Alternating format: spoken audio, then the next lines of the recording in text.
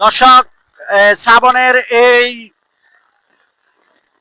বৃষ্টি দিনে আপনারা দেখতে পাচ্ছেন প্রচুর বৃষ্টি পড়তেছে। এই বৃষ্টির দিনে কৃষকরা এখানে এই আমন ধান লাগাচ্ছে, আপনারা দেখতেছেন বৃষ্টিতে ভিজে ভিজে আমন ধান লাগাচ্ছে। এই আর আমি উপসহকারী কৃষি কর্মকর্তা আরিফুল ইসলাম, এখানে কৃষকদের লাইন লোগো পার্সিং হিসাবে পার্সিং দেখা যাওয়ার জন্য আমি এখানে জমিতে আছি। আপনারা দেখতে পাচ্ছেন কৃষকরা এই যে আমনের বীজতলা, আমনের বীজ, এই যে এই আমনের চারা আপনারা দেখতেছেন কি সুন্দর।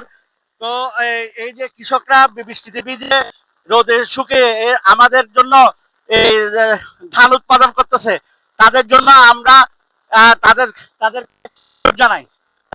কষ্ট করে ধান ধান ধান আমাদের জন্য উৎপাদন করতেছে। এখান থেকে ধান উৎপাদন হবে, এই ধান থেকে চাল উৎপাদন হবে।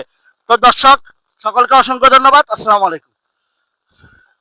রেডি?